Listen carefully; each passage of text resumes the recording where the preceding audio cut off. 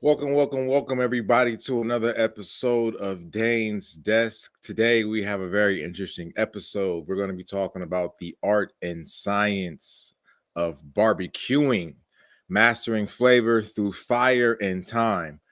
It's summertime. It's right around the corner. A lot of people will be getting them grills fired up, and we want to avoid some problems at the cookout. So I figured it was about time we brought in a chef who was going to be able to give us a little bit of insight of along the lines of, the what, the whens, and the whys of barbecuing, so that when we are out here this summer and we are enjoying ourselves and with our loved ones, that, if the one thing we don't mess up is the food. You know what I'm saying? It's the barbecue. So on that note, we're going to welcome in, our guest today, a chef named Howard from Magnolia Street Kitchen. So I want to welcome him to the stage right now. What's up, my brother? How's everything going? I think you're mute. I think your mic is muted. There I go. There we go. We in there now. Brother, we got Howard, my boy Howard Harvey. One of my peers from college, brother. I'm not from college. High school. One of my peers from high school. We've known each other.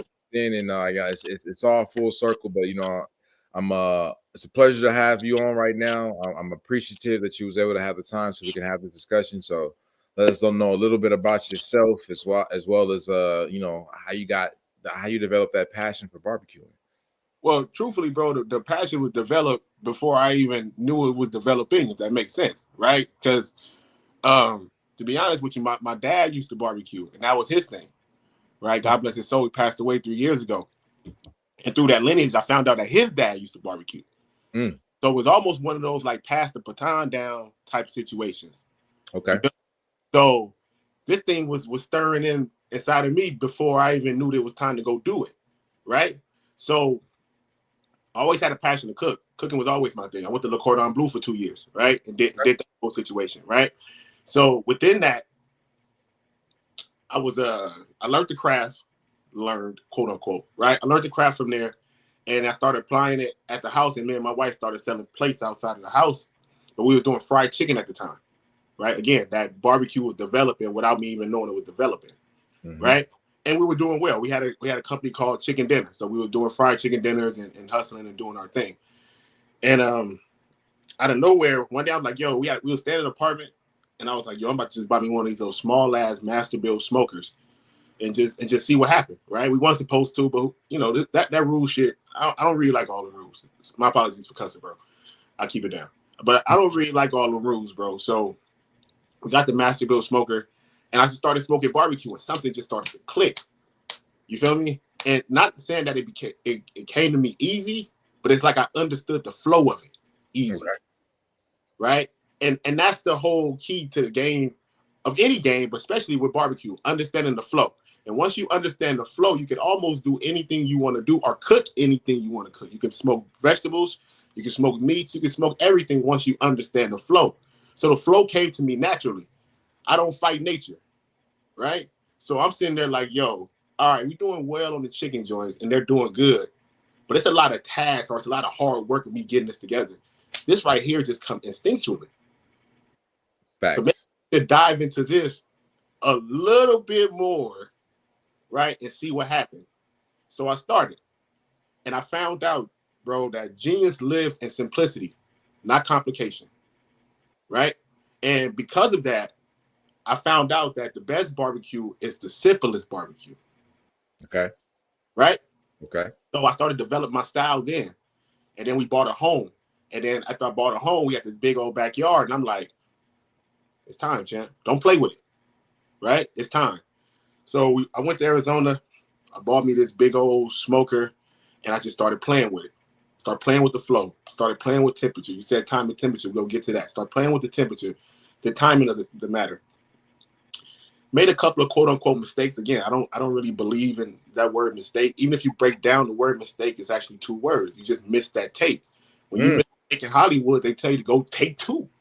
Do it again. Facts. All right, cool. All right. So I started looking at it like that. Like, all right, do it again.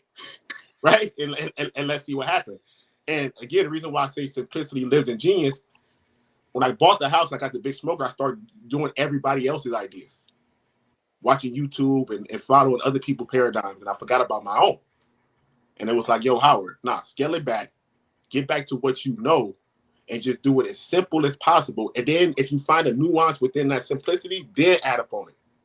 But lay the foundation first, right? So I started doing that. And I was smoking briskets, I was selling briskets, and we was doing well. My wife said, you ever thought about putting a smoked brisket, since we stay in LA and Compton, you ever thought about putting a smoked brisket within a taco? As simple as that sounds, remember, genius live in simplicity, right? That simple notions, I said, I ain't gonna lie, you might be cooking with oil right now. You feel me? So we started doing that.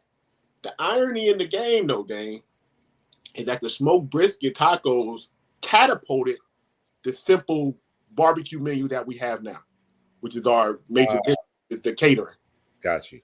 You get what I'm saying? So I look at it as like a ball of light. The smoked brisket tacos illuminated our life. People came, tried the food, and was like, yo, this shit is fire. This food is fire. Cool. All right. We also cater. People was like, oh, cool. What you cater? Tacos we do, but we also do traditional barbecue. And it just caught on like wildfire.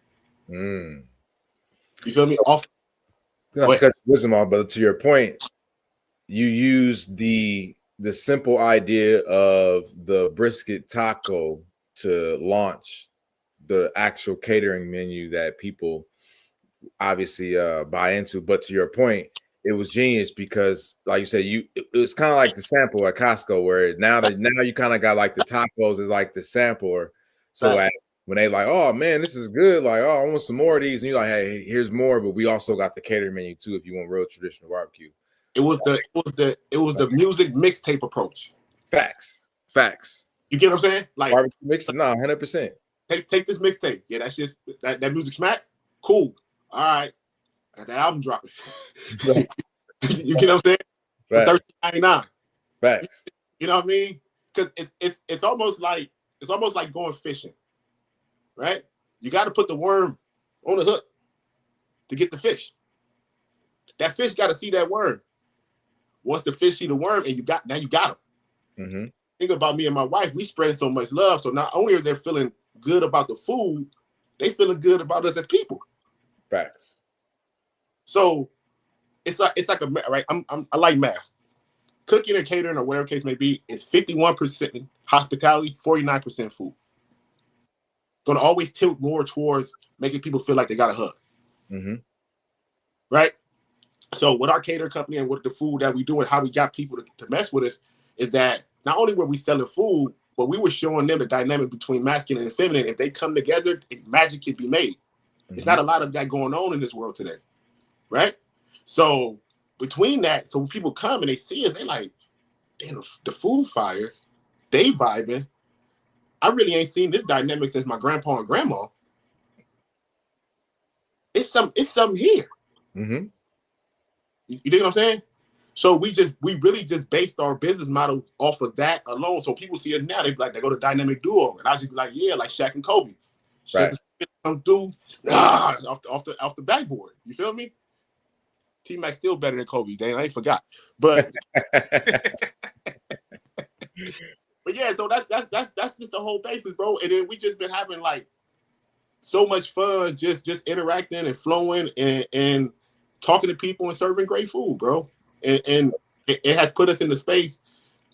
We don't really do this for financial. Financial is that's God's blessing. I don't care. That's gonna come. Mm-hmm. Right? And if you focus on financial, that's what people fall at. They got to remember, money is a currency. So it's a current. It's like electricity. Who brings the currency? People. Mm-hmm. So what you should be focused on is the people, not the dough. Because if they mess with you, they go bring the dough. Simple equation. Right? So our whole business model and everything we do is simply based off of that. Perfect. And that's where we are today, brother. Well, man, I appreciate that dynamic explanation of the history so far of what you got going on, as well as diving into a little bit of how it all became about. Now, you've kind of alluded to it a little bit, when it comes to the fundamentals of barbecuing. Like when I was preparing for this, it was the first time I actually start realizing that there's actually somewhat of a difference between barbecuing and grilling. 100%.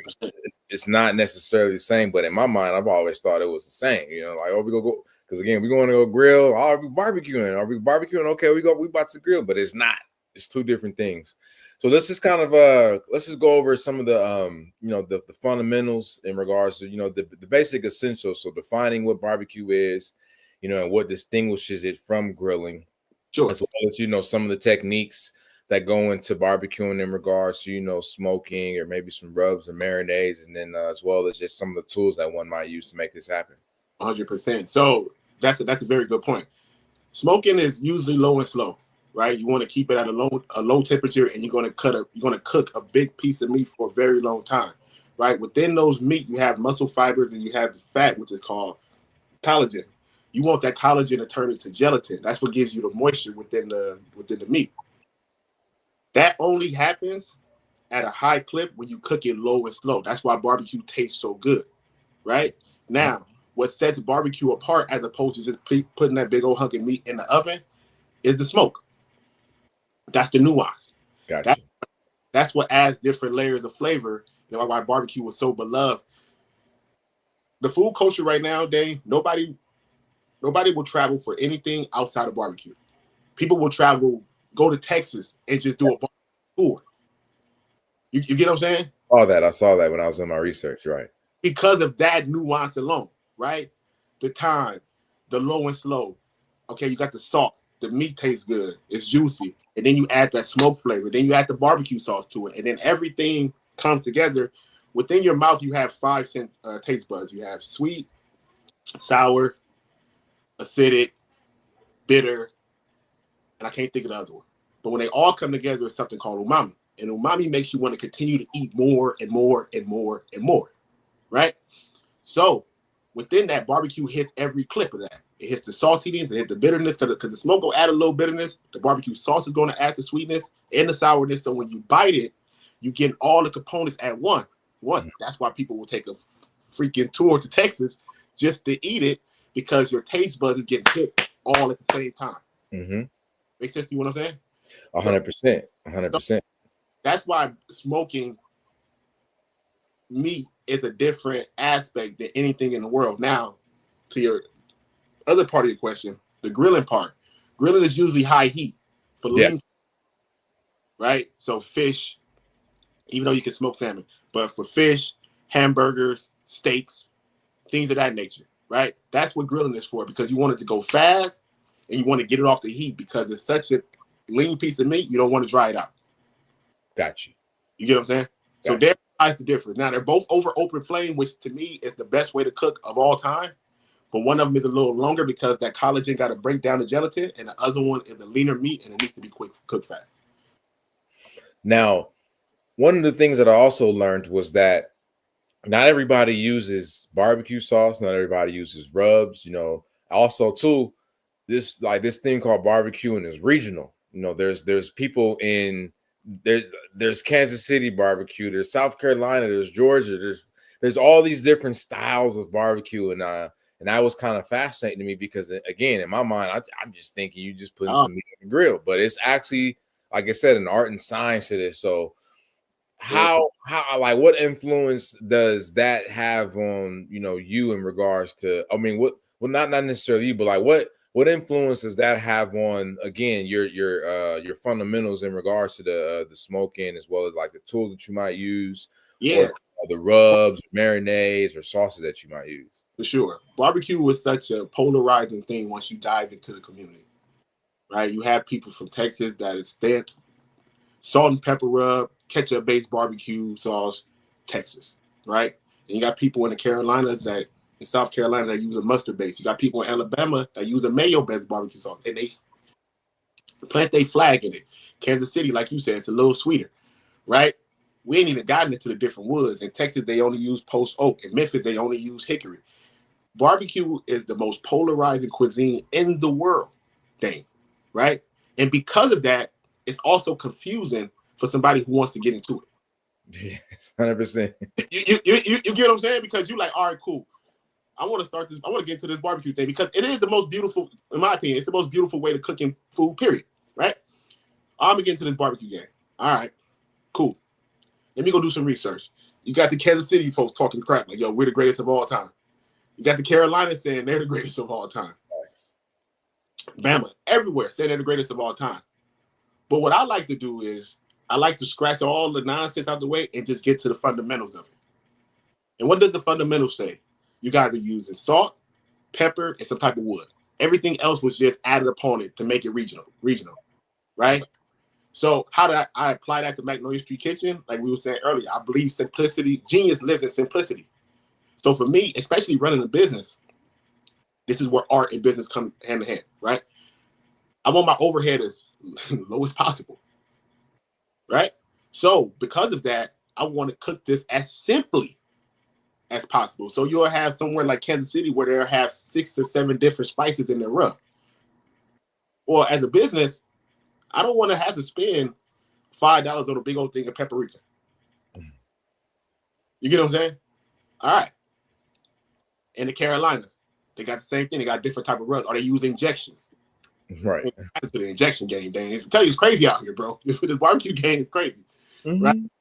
They use injection. As a business owner, that's just too much overhead. So I asked myself, Howard, can you make this food taste great by simply using salt? because I'm gonna give you some game. The only thing that enhances flavor is salt. Everything else is just an add-on. If you just add paprika or cumin or something to meat, it's gonna be bland as hell.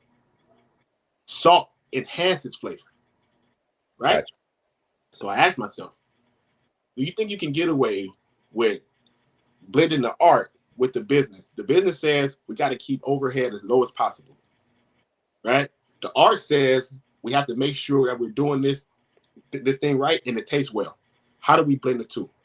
All right, try to just use salt, pick you a wood. I use hickory wood, pick you a wood that you like and see what happens. So when people say, yo, bro, this is some of the best barbecue I ever had in my life, what's your rub? I love telling them salt. Mm-hmm. Something real simple. No, nothing. Go look in the cabinet. Go look in the inventory. Salt, right? See, I'm not a fan of polarization. I really wish all these different regions of barbecue, bro, it's really just somebody else trying something creative, and then they put their flag in it. Mm-hmm. And then they divided themselves from everybody. When at the core of this joint, big cuts of meat, salt, smoke, long period of time. Right? And then never, ever forget that our folks, the indigenous people, were the first ones to do it. And they damn sure don't have all these spices. They were just using salt. You get what I'm saying? So if they did it and they started it, I always go back to the father. The sons be tripping. Go back to the father. You get what I'm saying? That's always a good way of looking at it. And the father who, quote unquote, started it, simple as methods as possible, but still had some of the best food of all time. So I tried it, Dane. And the lines be wrapped around the corner. Simply off salt. So I don't like the regional games. They're out there. You got Kansas City, like you said, you got South Carolina, you got North Carolina, you got all of them. But I'm not necessarily a fan of it because for someone like you said, like I want to get into this game. And then you go open that book up and you like, nah, I'm getting out this game. So much, right? Like this is too much for me. You feel me? So it's a thing, but I don't like it. I don't like it at all, to be honest with you. So what would you say are some of the fundamental, I guess, like tools that someone would need just to get started, you know, outside of obviously whatever meats they're going to be using? Like, what are those basic tools that they need? You for sure need a smoker. Can't barbecue without a smoker, right? There's different forms of smokers. I have a vertical smoker, meaning that my wood source starts from the bottom and it comes up, right? Okay. And the reason why I like that, because even though I'm going low and slow, it's something about that vertical smoker that kind of cuts down the cooking time by a little bit. And if anybody knows anything about barbecuing, sometimes briskets take 18 hours. It's a long time to be outside. Facts. It's a long time to be outside, bro. Something happens, something beautiful happens within the vertical smoker where that almost get cut to 12 or 11 hours. That's why that's a lot of time right there. A lot of time. You feel me? That's why I like it. So I have a vertical smoker. So first thing you have to do is get a smoker. There's thousands of smokers. In the Carolinas, like we talked about, they use open pit smokers, old school, right? And in Texas, they use what we call it's like an old propane tank. It's called an offset smoker. Okay. But the thing about those offset smokers, the airflow moves like this and come over. Those are the ones that take forever to cook the meat. You feel me? So you definitely need a smoker. You definitely need to pick a wood you like. Now they have all type of wood. Like I said, I'm a fan of hickory because hickory is in the middle. Mesquite is a little too strong, and sometimes it you know, if you ever burn wood or something and you get like that bitter, super bitter, or if you ever burn anything, you smell it. You smell that super bitter smell. Yeah. Sometimes attached to the meat when you do mesquite, right? Yeah. Okay. So you don't necessarily want that, right? So I'm middle ground. I like hickory, but they got a bunch of wood. They have oak, they have almond, they have peach woods. They have a bunch of wood. So then go and try out and pick the wood you like. Mm-hmm. After you pick the wood you like, you found your smoker that floats your boat. Most people, like you said, you want to start off. Get your pellet smoker. It's the easiest thing in the world, right? So you start off with the pellet smoker, whatever you can be. So you get the smoker, you find you a wood you like, and then you start off with a cut of meat that's forgiving, like a pulled pork. Okay. Quote unquote mess up on that, and it's still because you're chopping it up. Put barbecue sauce on it, put it within the sandwich, and then eat it. once you master those foundations on those simple things, then you can move on to different cuts of meat. Got you. And go from there. Now, oh, my bad. Keep going. Like a Patreon on just showing people the nuances on how to get started with barbecue. Yeah. No, I think that's definitely something very important, especially in light of that video that I sent you where old boy was destroying the cookout, you know, I had the whole grill on fire. And it's just crazy to me because like I like when I was doing some research in this, I kind of like stumbled upon some videos that was actually showing just barbecue fails. And one of the things I saw more often than not was like that, like people just like the fire was raging, but it was like they were just cooking the meat and the meat was just literally getting burnt. Yeah, for sure, because they're going too fast. They ain't like the best thing I learned at Le Cordon Bleu, and this is not me bragging, but it is me bragging. It is what it is. The best thing I learned at Le Cordon Bleu was that food should be cooked at a pace. Some people like to cook food very hot for whatever reason, right? Maybe they saw it growing up. Maybe that's how people cook for whatever reason. But like everything in life, it should be at a pace, right? So once you find that pace, then you cook the meat or cook your product in that space. The video you sent, or what happens with people, is that they have the heat too hot. Remember, what starts fires? Oil or fat and heat, and a heat source. So what happens is you put that meat on that grill. I had a propane grill, the one you sent me, but you put the meat on there, and that fat drippings get on that high heat, and then once it hits that flame, boom! Now it's a fire. Now we eating Dominoes. Right. Just keeping it one, right? But the video you sent, or for most of the videos you probably saw, if the person simply just time and temperature, scaled the fire back a little bit, they would have had something going. They would have been all right. The cookout would have been safe, right? So what I was saying about like flow, if the greatest gift that God gave us, especially as kids, you remember as kids, bro, where you were able to like flow with a whole lot of things. You could feel energy, you could feel things, right? That's the greatest gift that God gave us. In barbecue, you have to use that gift. You have to. It's imperative you use that gift, right? So time and temperature is one thing, and I understand what people mean when they ask those questions, but I always tell people, you got to feel what you're doing. Yeah. And once you're able to feel what you're doing, you'll know when to apply pressure, and you'll know when to bring pressure back. You'll know when that fire is too hot, and you'll know when to scale that fire back. But the caveat to that, though, Dane, is that you kind of got to burn some stuff up to get it. You get what I'm saying? You kind of got to go through got to miss them takes. You got to miss. Hey, look, man, you know, when you run with that one, all right, just make sure you tell them where you got it from. All right? Hey, I got you. But you got to miss them takes, right? It's almost like Kobe, right? Like, you know, you got to miss those shots. You got to miss those. You got to airball 3 threes before you become one of the greatest of all time. Facts. You get what I'm saying? So, facts. But you only can flow once you got to get in the game, though. So even though you sent me the video of the food being burned, I'm like, damn, they ruined the barbecue. The warrior in me is like, but they got in the game, though. Yeah, they got in the game, right? He was in there. All right, my man was right. My man was on the grill. Now, I noticed that you didn't say something that I thought was a staple in barbecuing, and that was charcoal. So, like, what's the difference between the wood and charcoal? Because I didn't this is all new game to me. I didn't realize that was a matter of importance. So with grilling, charcoal is a thing again because you want it to get hot enough where you can cook that meat fast, right? I use charcoal only to get the fire started. So I do what they call a Lincoln log, right? And I'll try to you gotta use your imagination a little bit. So imagine if there's 2 logs and then 2 logs on top of it this way. Right? 2 at the bottom of the foundation and then 2 on top, right? Gotcha. In between that, I'm going to drop about a half a bag of charcoal just to get it hot. After that, I'm not using no more charcoal. The only thing that's going to fire this smoker is smoke. Real smoke comes from wood. So after that burn and I get it hot enough, every hour on the hour, I'm dropping the log in to keep the fire going. Got you. That's it. I'm not a charcoal hater like some people. Some people hate it. Again, that regional stuff, right?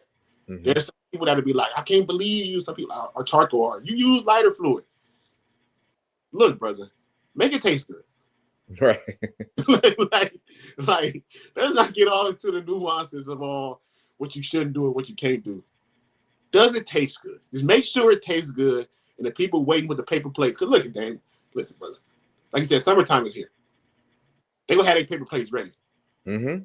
If we ain't got no links, no macaroni and cheese, and no collard greens on that paper plate, then what we doing? Just make it taste good. And if charcoal makes it taste good, use charcoal. Right. It's really that simple. It's really that simple. I don't really like playing those regional games, bro. I'm keeping one. It's almost like it bothers me, low key. I debate all the time about it. You feel me? Like, yo, just make it taste. Right. Just make it taste good. As long as it's hitting, that's what's most important. That's all that matters. You feel me? To me. All right.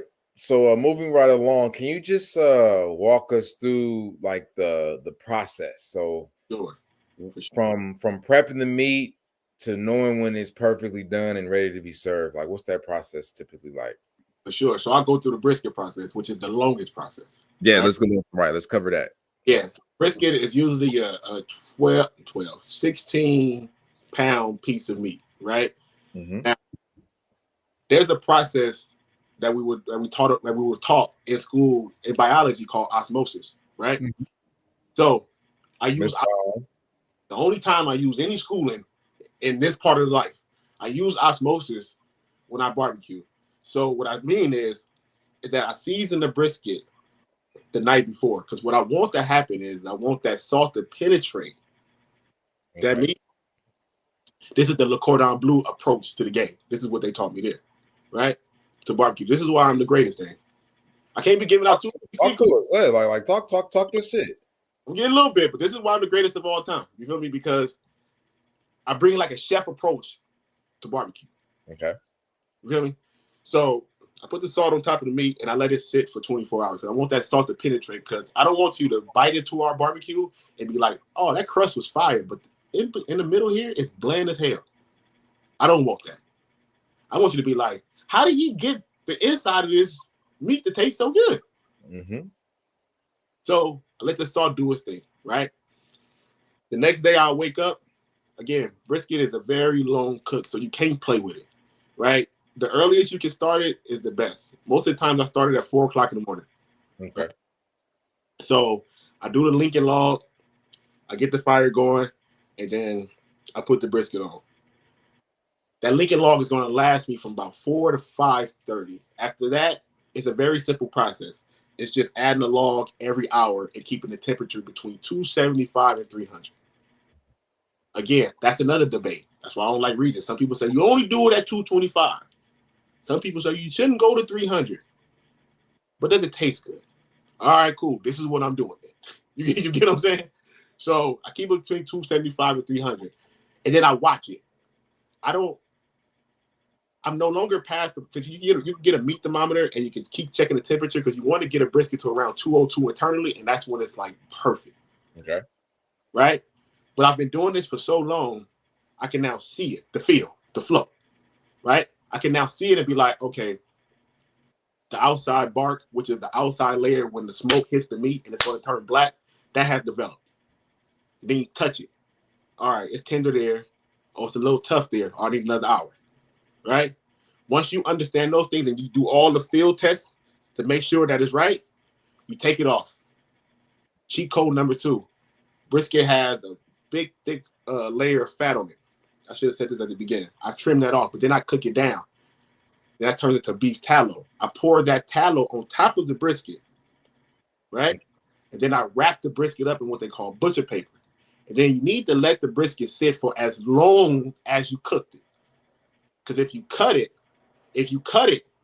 soon as it's done cooking, all of the flavor and all of the juice is going to. Got you. You want it to sit. Wrap it up. You got all day. We spent all day cooking it. Let it do its thing. Because what we don't want to do is get into the joint and be like, yo, I just wasted 17 hours of my life. Facts. You low key more than that, because the 24 hours to sit there and let it osmosis take place, right? So I put the beef tallow on top. I wrap it up and I let it sit for about another 12 hours. And then after that, brisket is a tricky cut of meat. It has two muscles, right? And it comes from this part of the cow, right? So this part of the cow get moved a lot, right? And because of that, that one has a lot of collagen and a lot of gelatin, right? Okay. So call a brisket point. You're good there. You can almost mess up if you could just find just a brisket point on somewhere at Costco. You can almost mess up there and still be good, right? But then they have the part here which doesn't do a lot of movement.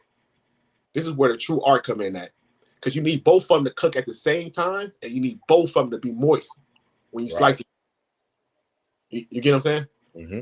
So when I say you need to be 202, you go stick if you go use a meat thermometer, you go put the meat thermometer right here, right in the middle, and it's gonna be 202 right here in the middle. This part will be cooking, and gonna be around 190, which is cool because you want it to carry over to 200. Gotcha. You get what I'm saying? So once you get there, and once you put the tallow on, and you let it wrap, the two cuts of meat, one of them got to be sliced like this, and the other one got to be turned around and sliced the same way. Gotcha. I don't know if you did, how much research did you do on cuts of meat and like? I didn't do a deep dive into the cuts at all. All right, cool. I just went over some basics. Have you ever had tri-tip before? Mm-hmm. So tri-tip is called tri-tip because it's 3 different muscle fibers in one. The tri, right? So brisket has 2, right? And meat is tender when you cut it against the grain, not with the grain. Got you. Okay. So the reason why you have to cut the lean part a certain way and then turn the point over, which is the fatty part, another way and cut it, because you want to cut everything against the grain. Because what you want is a finished product of when you eat it, that people say, this is moist, this is flavorful, but above all, it's tender. Yeah. You know us, Dane. If it ain't tender, we got a problem. Right. You don't want, bro. Come on, bro. Hey, go get the chef. Go get the pit master. I got a grievance. Yeah, it's a problem. Like, bite the rib and you like, no, come here, son. What you doing here? I thought you was the one. You feel me? So it's a lot of nuances. My and with all that said, this is just a personal thing. My personal gripe with barbecue, bro, is I believe it should be the highest cuisine on the market because all of the time and labor and intensive labor that goes into it. Right? People sometimes go to barbecue joints and be wanting to spend $10. All that I just explained to you, you want to spend $10? Yeah, I mean, I didn't personally, I have to be honest. Like, I didn't realize it took so much to actually barbecue. Now I understand the difference between barbecue and grilling because what I thought was barbecuing my whole life has actually been grilling. Facts, for sure. And I get that's the education part because it took me 24 hours to get the season right.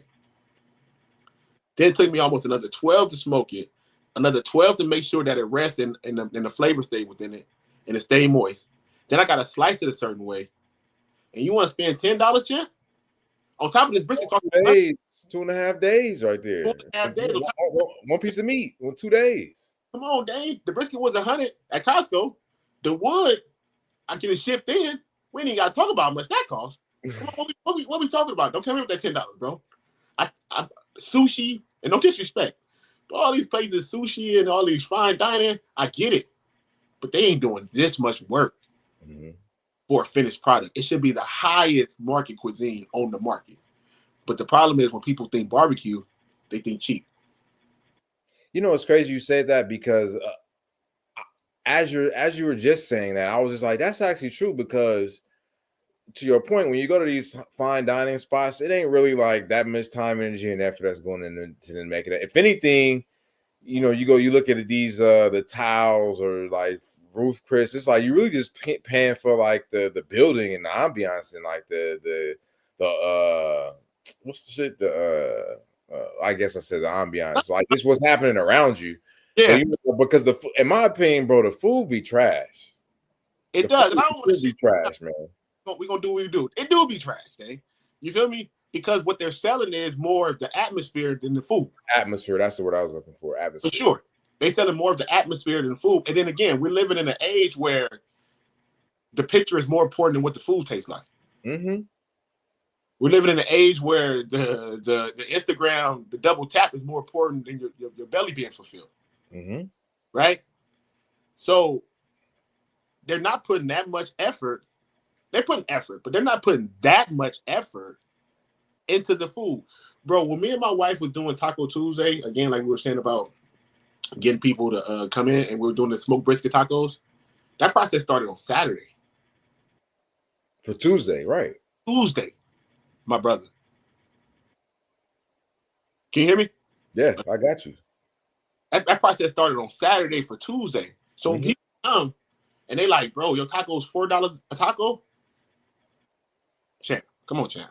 Come on now. Yes, it's $4 a taco. On top of we making the salsa from scratch. On top of we gotta get cilantro and onions. We're making the tortillas from scratch. You get what I'm saying, bro? Like we're really taking a chef life approach to this game. And for whatever reason, people will spend more for atmosphere as opposed to quality. Yeah.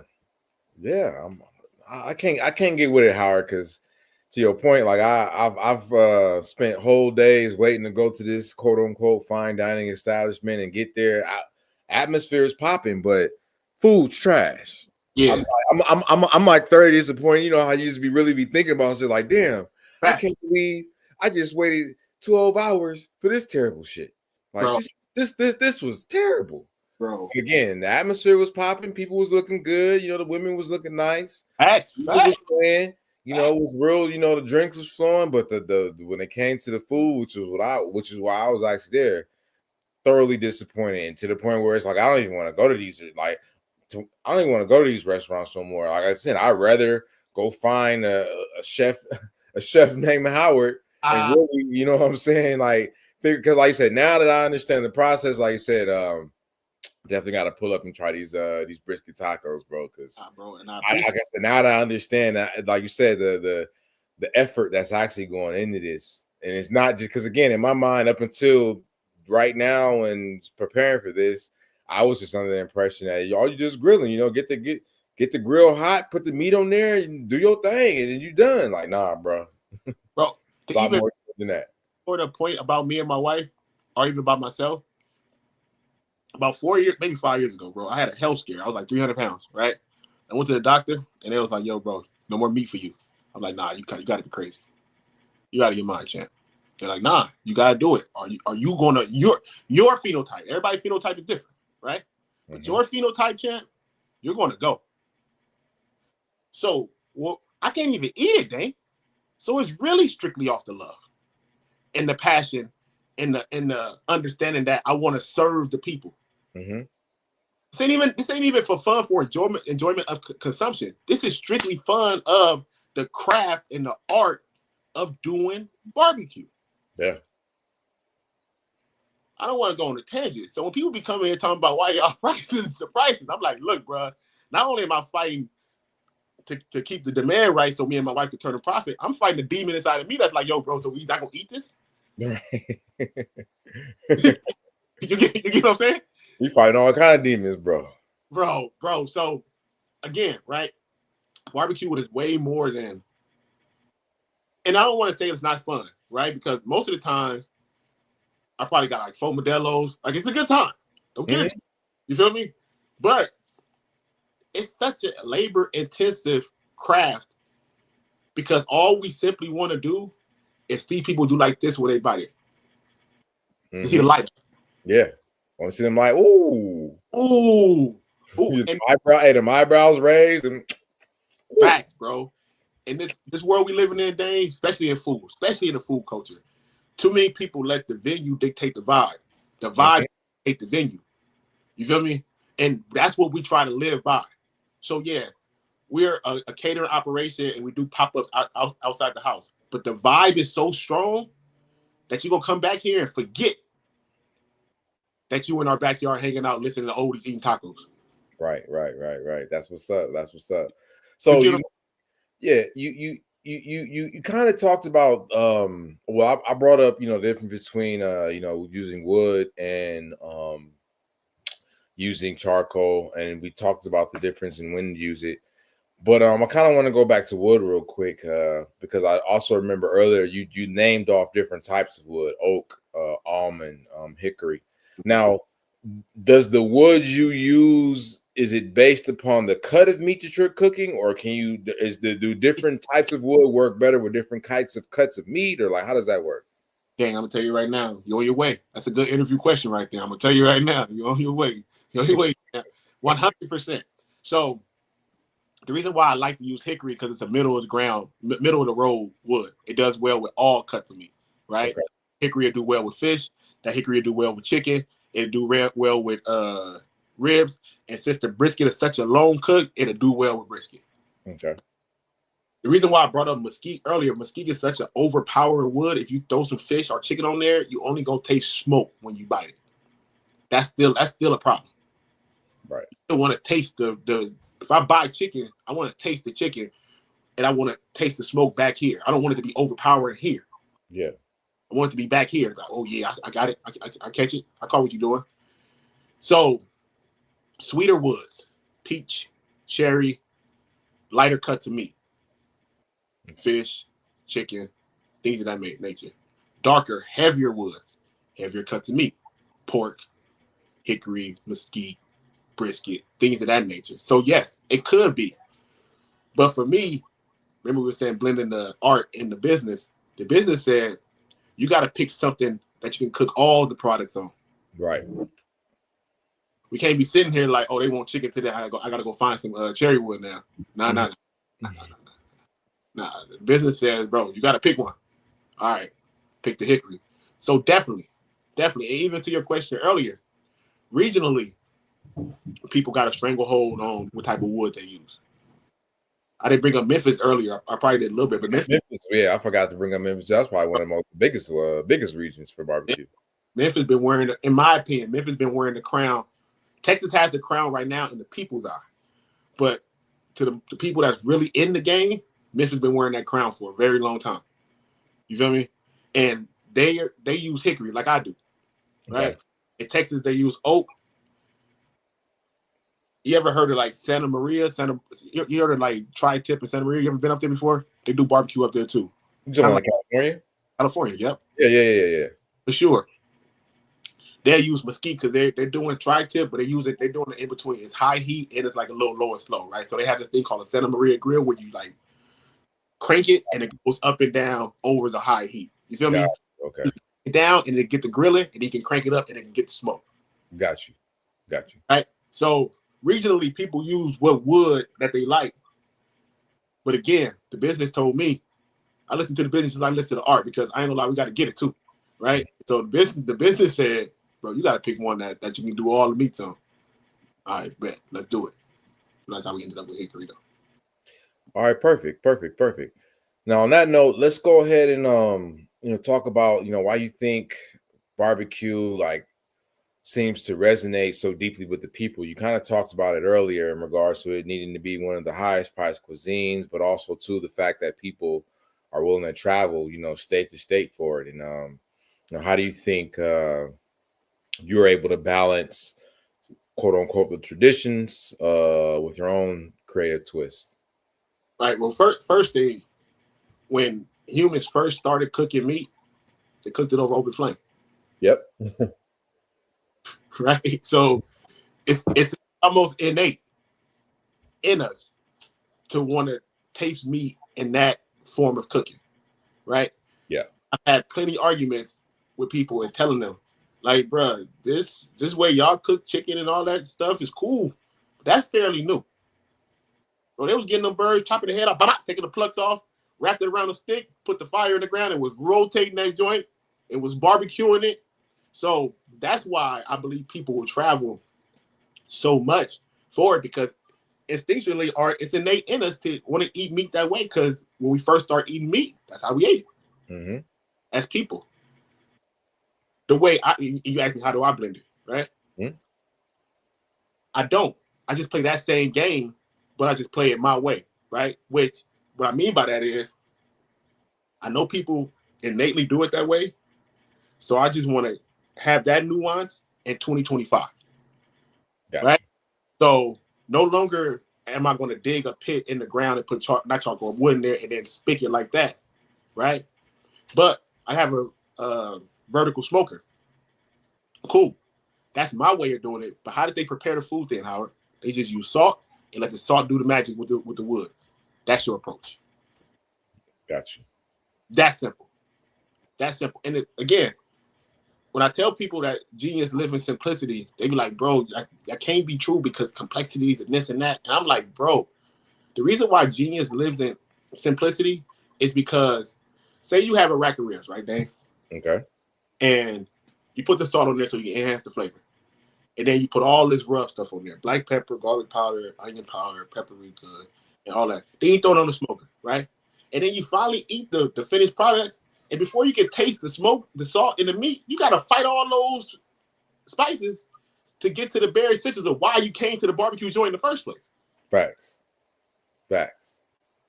Bro, me and my wife went to the barbecue joint in New Orleans one time. Why did I go to a barbecue joint in New Orleans? Who knows, right? But, you know, like I said, it was something grinding within me before I knew it was grinding within me, right? And I'll never forget, bro. It was the worst piece of chicken I ever had in my life. And not because they didn't know what they was doing, because they had all these spices on it. And as I'm biting the chicken, all I'm tasting is the spices. Mm-hmm. I came here to taste smoke, the protein, and the salt that's going to enhance that protein. Right. Give me three things, and I promise to God, you'll be cooking with oil. That's why I came up with the understanding that genius lives in simplicity. Because if you can fight the demon or the devil inside of you that tells you got to do this, you got to do this, and you got to do this, and you got to do it, if you can keep that person at bay and just stick to the simple things, the world is your oyster, bro.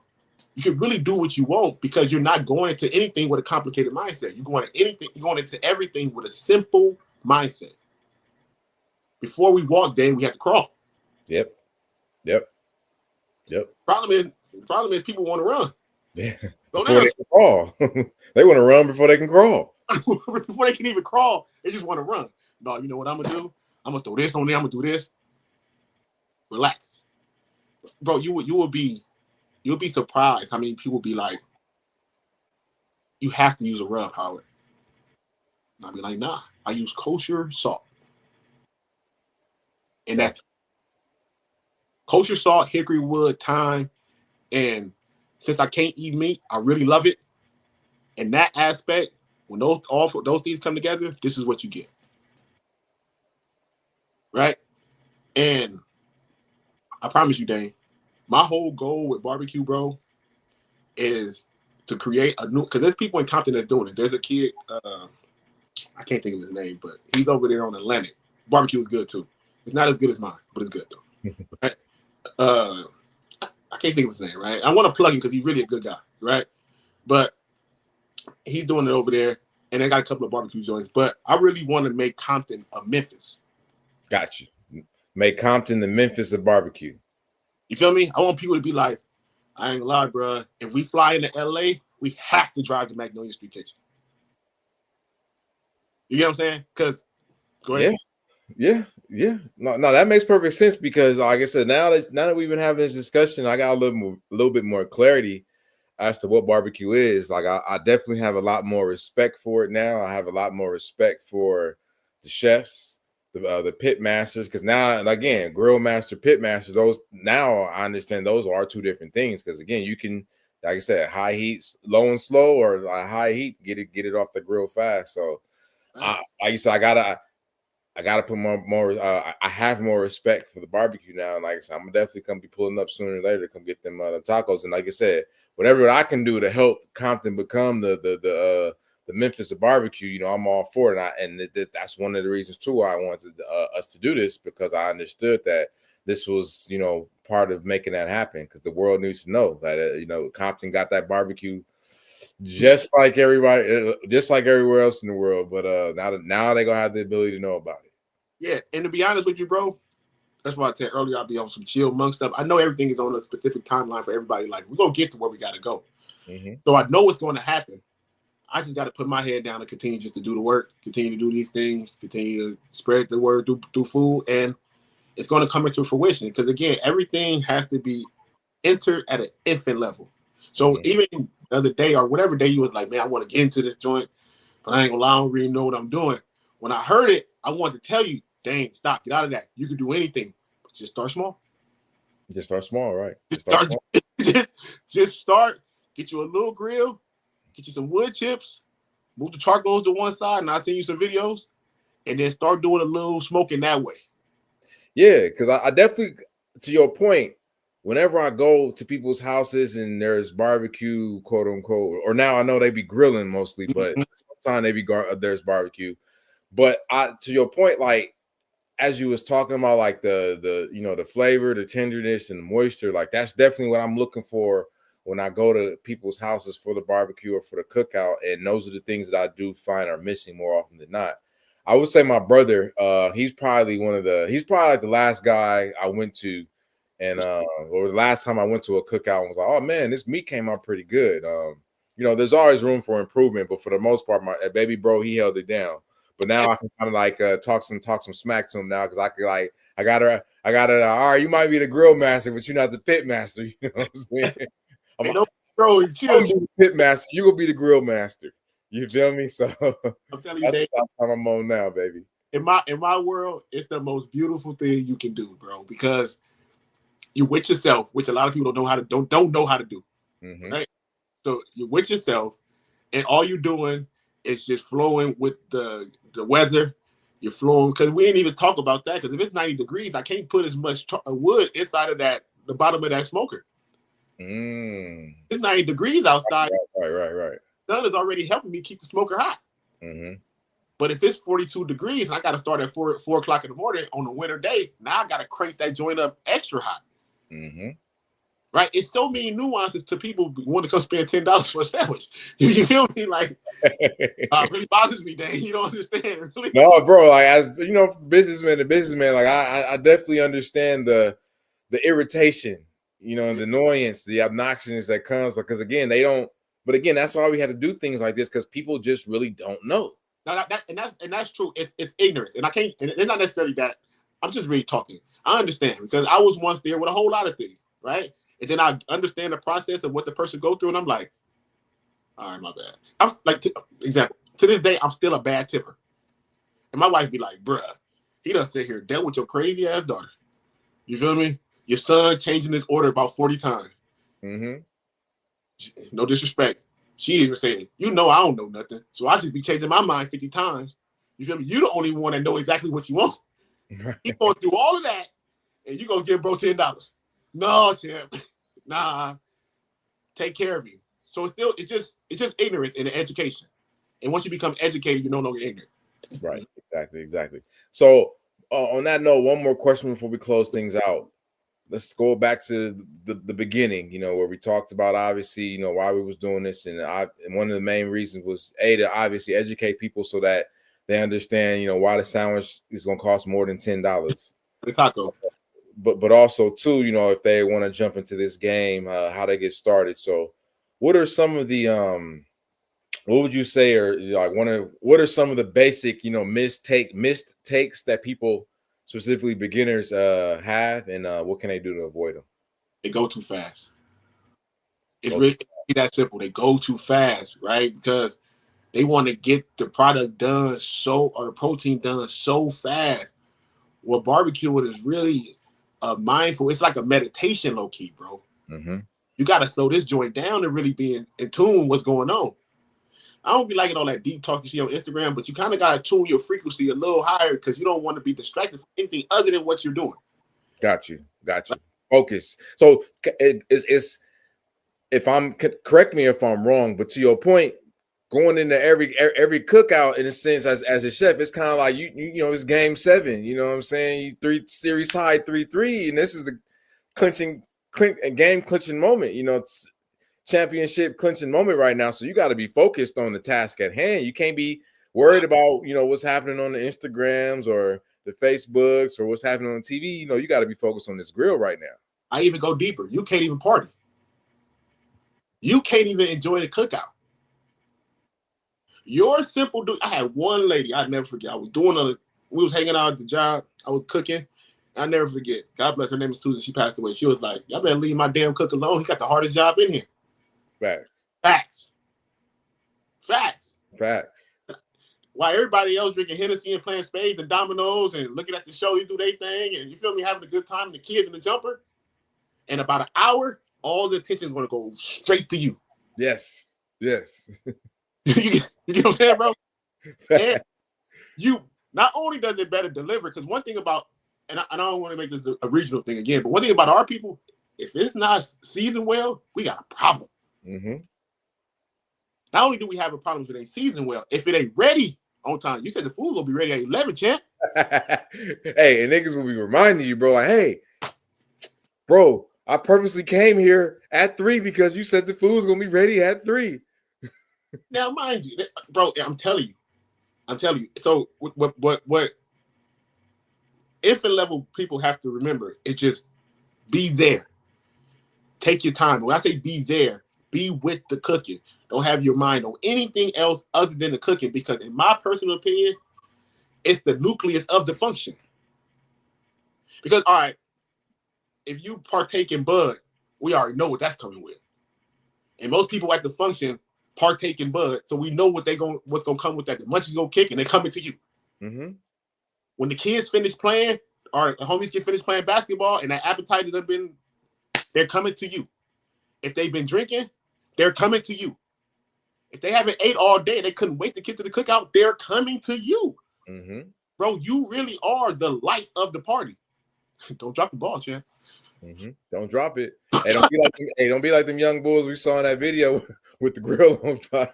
Domino's Pizza, bro. That's why pizza companies is booming, bro. They $7, you go buy 10 of them joints for $70, bro. You feel me? Like, because it's a great responsibility, but trust me, in our world, we almost invite it. We love it. Because soon as people bite it and eat it and be like, man, this is fire. That's what floats your boat. Your engine is going there. Mm-hmm. This is what, bro, so real talk. This is why I don't necessarily mind that the doctor told me that. Because if I'm not eating, I'm focused. Yeah. Yeah. I'm tapped into what I'm doing. Yeah. So since I'm not eating and my mind is not focused on that, I'm just really focused on this. And if I'm really focused on this, I just want to express my love to y'all. How do you express your love, Dave? You do it through podcasting, your other business ventures. Yep. And then currencies and things come back your way. All right. Our way, if you want to get into this game, is through food. It's no different. Everything is the same. So just crawl, but also be mindful. I'm going to send you some techniques, bro. Like, I really appreciate this. I definitely want to send you like a little small grill, like you want one of them food for less joints. You feel me? So you can start it with. You feel me? No, well, to your point, that's like you said. We go talk more about this because now that we've been having this conversation, like I've noticed that there's an opportunity here. So like we'll discuss it more off cam. But to your point, like like let's definitely continue this off cam, man. Because again, it's a lot of opportunity and the summer's here now, and people go need this information. They're gonna need this game. So you've already kind of alluded to it with your Patreon and everything. So like I said, we go talk. We go talk about it. We go definitely talk about it. So because like I said, I used to kind of get into it, but I was like, nah, just hold it for the Patreon. No, for sure. So on that note, to close us on out, like I want you just to kind of let us know. Well, again. In closing, we've talked about a lot. We've talked about the fundamentals. We talked about technique. We've talked about beginner mistakes to avoid. We've talked about woods. We've talked about temperature. We've talked about a lot. So again, this has been an action-packed interview. There's a lot of information that's been shared. So definitely get your notepad out and take good notes when you rewatch this. But we've also learned the value of barbecue in regards to what effort actually goes into preparing these masterpieces, which is why the sandwich does not cost just $10, or the tacos don't cost $2, they cost $4. Yeah, it is what it is. And most likely we $5, just keep the math simple. Right. But we've covered a lot, and so we definitely want you guys to take heed to what we've shared, apply these lessons. But in closing, I would like for you just to now share what you got going on in regards to Magnolia Street and how people can connect with you and how they can get their hands on, some of this Magnolia Street barbecue. For sure. So you can follow us on Instagram at Magnolia_Street_Kitchen. And you can also follow me at _chef_name Howard _Howard. That's my personal page. And summertime is here, right? So we're going to have a catering menu up for Juneteenth. We're going to have a catering menu up for the 4th of July.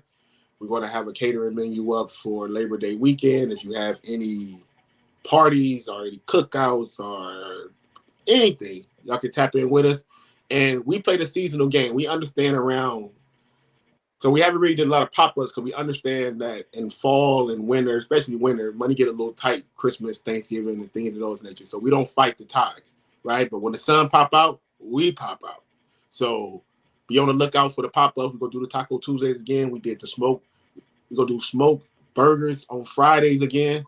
And all of these things are going to be up well enough time on Magnolia Street Kitchen page for you guys to tap in, place your orders, and just come pull up. And not bragging, but if you really got time to come to the house and vibe with us, you're going to feel something you never felt before. Outside of just the food, you're going to feel something you really never really felt before within the confines of a city that needs the lights turned on. I'm so tired. Then we got to end this interview, bro, because I'm so tired of people in my city having to go drive other places for good to get good food.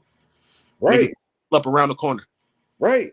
No, 100%. And that's why, like you said, it's time that, you know, we start getting the word out, because a lot of people just don't know that this good food is literally in their backyard. Yeah. They don't know about it. You know what I'm saying? Ours too, man. But I appreciate you, Dane. I appreciate you, man. All right. Well, I appreciate you as always for making yourself available. On that note, we'll go ahead and end things. And like I said, till next time, ladies and gentlemen. So make sure you go follow them. Make sure you, if you're in LA, go pull up, you know, Magnolia Street Kitchen. Get on that catering menu. You know, it's gonna be some good eats. And if you watching this and you from Memphis, you from Texas, you from the Carolinas, or anywhere else in America or anywhere else in the world, you're coming to Los Angeles, you got to take that trip to Compton. All right. Look, last thing, and come talk that talk, because I think we forget as people that we talk challenge. I've been real humble today, but Dane, I really talk challenge. That's my love language. So come and be like, yeah, it's good, but it ain't better than this. But bring yours too. Facts. Let's really do it. You feel me? Facts. Let's have those conversations. You know what I mean? Say no more. All right, bro. On that note, we'll go ahead and end things. We appreciate you guys for watching. Until next time, it's Dane's Desk. Peace. Good work, bro.